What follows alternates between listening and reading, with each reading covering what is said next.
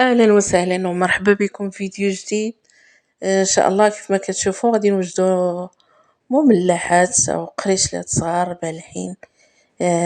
تيجمعوا ما بين الملوحه والحلاوه، كيجيو لذاذين بزاف. بعده نكهات مختلفين بزاف وكيجيو لذاذين. نخليكم تكتشفوا السر. نمشيو مباشره ناخذ شي اناء فاش غادي نخلطوا. غناخذ نص رابعه ديال الزبده او ما يعادل 2 معالق كبار زبدة عادية. درت الزبدة ديال العلبة، معلقة صغيرة ديال الملحة، 3 د الفرماجات، أي نوع فرماج عندكم. عندي معلقة كبيرة ديال سنيدة معمرش، معلقة كبيرة ديال سنيدة معمرش، 2 معالق كبار ديال الزيت عادية، أو ممكن ديرو حتى زيت الزيتون ماشي مشكل. معلقة كبيرة ديال الخل، وغناخد واحد ياغورت او ممكن تاخدو منه غير 2 معالق اللي كان. معلقة كبيرة ديال لاموطارد، ممكن ديرو حتى حليب وغبرة. هنا غادي نزيد صفر بيضة لاننا حاجتنا في ابيض البيض، غادي نحتفظوا به. غادي نخلط هاد المكونات مزيان مع بعضياتها. من الافضل بلا ما نخلطو بيدينا، نخلطو غير باي فوي، لان الحراره دابا الزبده الا خلطيها بيدك ويدك سخونه غادي تذوب بزاف. احسن غير بالفوي. نحاول نخلط مزيان تيولي ليا كلشي على شكل كريمه كيف ما كتشوفوا. فهاد اللحظه هادي غادي ندير الطحين، وملي نبدا ندير الطحين ما نديروش بواحد الكميه كبيره، نبدا ندخل غير بشويه. هنا كتشوفوا كندير نص خماره فقط، 4 غرام، لاننا ما حاجتناش القراش اللي يتفرقعوا، غير يجيونا هشاشين وصافي فقط. كنخدم دائما بالفوي كيف ما كتشوفوا. فهاد اللحظه هذه غادي نحيد الفوي وغادي نخدم بيديا. اللحظه الاخيره غادي نخدم بيديا باش نعرف الكميه ديال الطحين. كيف ما كتشوفوا بعد ما حصلت على هاد الكره هذه باقا رطبه، راه باقي خصها الطحين، شفتوا باقا مرخيه شويه. غادي نقسمها اول حاجه على 3 د الكرات كيف ما كتشوفوا. 3 د الكرات باش يعني 3 د الكرات 3 د النسمات. ممكن ديروها حتى على 4 ماشي مشكل، على حسب المنكهات اللي عندكم في الدار، منكهات طبيعيه. هاد الاولى غادي ندير فيها الزعتر والكمون كيف ما كتشوفوا، الزعتر والكمون، وغنخلي واحد شويه الزعتر لانني غادي نحتاجو. كنحاول ندخل داك الاعشاب في العجينه. من الافضل حاولوا ما تدلكوش، الا دلكتو يبقى يخرج لكم الزيت من العجين. من الافضل ما تدلكوش. هنا كنزيد واحد المعلقه كبيره خاصني العجين، راه قلت لكم العجينه بقات مرخوفه بزاف. دابا غندخل ليها العجين كيف ما كتشوفوا، نكركب فيها العجين، نكركب ديك الكره في الطحين وهي كتشرب داك الدقيق بلا ما ندلك. ما تدلكو ما حتى شي حاجه وهي كتشرب الراسه. كتشوفوا كلشي قدامكم. حيت كاين بزاف د الناس كيسولوا كيقول لك رجاء علاش كنديروا الصابلي ولا شي حاجه وكيخرج لينا الزيت من العجين. الخطأ الكبير هو الدلك.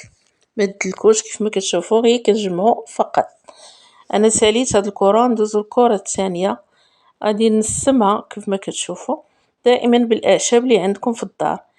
عندي هنا معدنوس يابس، وعندي قزبر حبوب تا هو يابس مطحون. غادي ندير تقريبا معلقه صغيره، معلقه صغيره، وغادي نخلط ونجمع. شوفوا كيفاش بعد ما جمعتها غنزيد تقريبا واحد المعلقه. هنا كثرت غادي نقص معلقه كبيره غير شويه اللي غتحاول تجمع ليا ديك العجين توقف. صافي كنحاول ندخلو هي الراسه كتهز الدقيق بلا دلك، بلا ما دلك، غير بصبعان يديك صافي كتجمعي ديك العجين وكتخلطيه. صافي غادي نحطها كيف ما كتشوفوا بلا دلك. كندخل غير بشويه. الكره الثالثه غادي نحتاجو لها فلفل احمر وفلفل الحار.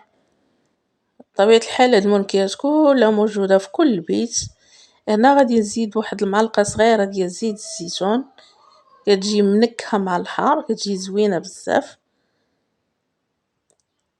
صافي كنحاول ندخل هادشي هذا غير بشوية بصبع يديا بلا ما ندلك. صافي وكنزيد لها حتى هي واحد شوية ديال الطحين غير باش تجمع بحال الكرات الاخرين فقط. شوفوا كيفاش ندير ليها.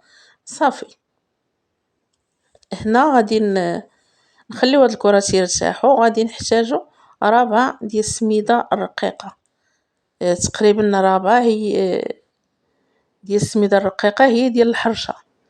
غندير لها واحد المعلقة كبيرة ديال الزيت، غنبسبسها ونفرقها على 3. الأولى غندير لها الجنجلان وحبة السوداء، الثانية ندير لها فلفل حار وفلفل أحمر، والثالثة غندير لها قزبر حبوب والزعتر. ونخلط بطبيعة الحال كلشي المكونات مزيان مع ديك السميدة باش ندمجو لنا العناصر مع بعضياتهم. هنا كتشوفوا غندوز الكويرات العجين، غادي نبدا نشكل كويرات صغار. كل ما كانوا صغيورين كل ما تيكون الحجم ديالهم تيجي مقبول في الشكل ديالو. هنا ما تنسالي الكمية كلها غادي نبداو نمرمدوهم في السميدة. اول حاجة عندي داك بيض البيض اللي كان عندي باش يكون شوية باش يكفاني، غنزيد له تقريبا واحد جهد واحد المعلقة كبيرة ديال الماء، وغادي نخلط كلشي مزيان. صافي تنبدا ندير الكويرات في داك بيض البيض، ونبدا ندير في السميدة اللي حنا نكهناها.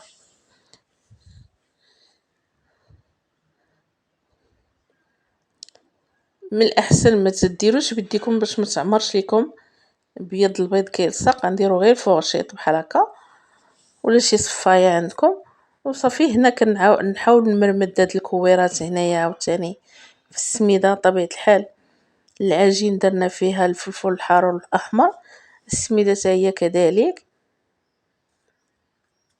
صافي كنبدا نخلط كلشي وكنبدا نصفي. كنهز بالفرشيطه او ممكن تهزو بيديكم باليد تجي شويه سهله،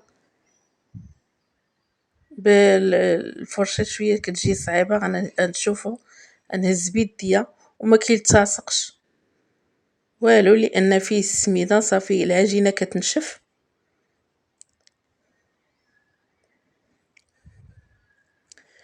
صافي تنكمل بحال هكا كيف ما كتشوفوا.